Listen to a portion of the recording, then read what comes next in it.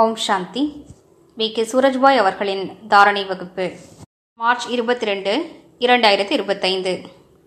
பாபா நம் அனைவருக்கும் தடைகளற்ற வாழ்வை வாழ்வதற்கான மிக அழகான தூண்டுதலை வழங்கியிருக்கின்றார். யார் தானே தடைகளை அழிக்கக்கூடியவர்களோ அவர்களுக்கே தடைகள் பாதிப்புகளை ஏற்படுத்துமானால் உலக ஆத்மாக்கள் என்ன செய்வார்கள்? நாம் நமது சக்திகளை கண்டறிவோம், அவற்றை நினைவு செய்வோம். மேலும் தடைகளை எண்ணங்களின் பலத்தால், யோக பலத்தால், தூய்மை தன்மையின் பலத்தினால் அழித்து விடுவோம். லட்சியத்தை உருவாக்குவோம். வெளிப்புறமாக தடைகள் இருந்தாலும் நம் மனநிலையில், நமது எண்ணங்களில் தடை இருக்கக்கூடாது. நமது பழைய சம்ஸ்காரங்கள் சுயத்திற்காகவும் பிறருக்காகவும் தடையாக இருக்கக்கூடாது.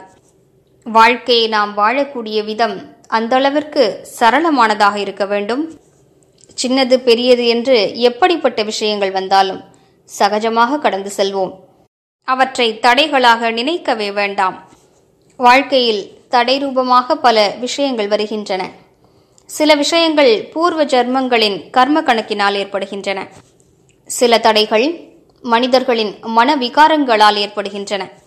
கோபத்தின் காரணத்தால், பேராசையின் காரணத்தால், தூய்மையற்ற தன்மையின் காரணத்தால் பல தடைகள் ஏற்படுகின்றன.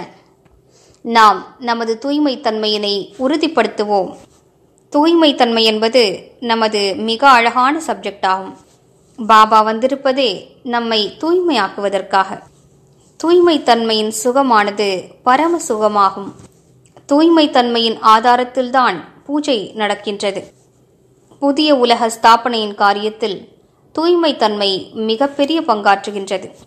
ஏனென்றால் நாம் தர்மத்தையும் படைத்துக் கொண்டிருக்கிறோம், மேலும் தெய்வீக சுயராஜ்யத்தையும் படைத்துக் கொண்டிருக்கின்றோம். தூய்மை தன்மையின் மூலம் தர்ம ஸ்தாபனையில் பலன் கிடைக்கிறது. பாபா நம்மில் அநேகரை உயர்ந்த தர்மத்தின் ஸ்தாபனைக்காக விசேஷமாக தூய்மையாக்கியிருக்கின்றார். இன்று சோதனை செய்வோம். எனக்குள் சூக்ஷ்மத்தில் கூட தூய்மையற்ற தன்மை இல்லைதானே? காமத்தின் ஆசைகள் இல்லைதானே? உடலின் கவர்ச்சி இல்லைதானே? நமது கனவுகள் கூட தூய்மையாகிவிட்டனவா? சிலரோ கனவுகள் வருவது நமது கட்டுப்பாட்டிலா இருக்கிறது என்று கூறலாம். ஆனால் நாம் நமது யோக பயிற்சியின் மீது கவனம் செலுத்துவோமானால், நல்ல மனப்பயிற்சிகள் செய்து மனநிலையை பரிசுத்தமாக வைத்துக் கொள்வோமானால், அனைவரையும் ஆத்மாக்களாக பார்த்து ஆன்மீக பார்வையை உருவாக்கிக் கொள்வோமானால், தேக ரீதியான பார்வையிலிருந்து விடுபடுவோமானால், நமது கனவுகள் கூட உயர்ந்தவையாக இருக்கும், சத்தோ பிரதானமாக இருக்கும். நமது கனவுகளின் தூய்மை தன்மையானது நமது மனநிலையின் தூய்மை தன்மையை காட்டுகிறது.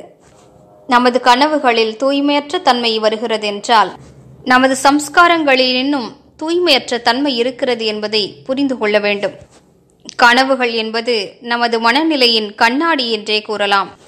சில கனவுகளோ அனாவசியமானதாக இருக்கும், அர்த்தமற்றவையாக இருக்கும். அவற்றின் மீது நாம் கவனம் செலுத்த வேண்டாம். ஆனால் சில கனவுகள் அவசியம் நம் மனநிலையை தெளிவாக காட்டுவதாக இருக்கும். எனவே வாருங்கள், நமது வாழ்க்கையை தடைகளற்றதாக ஆக்குவோம்.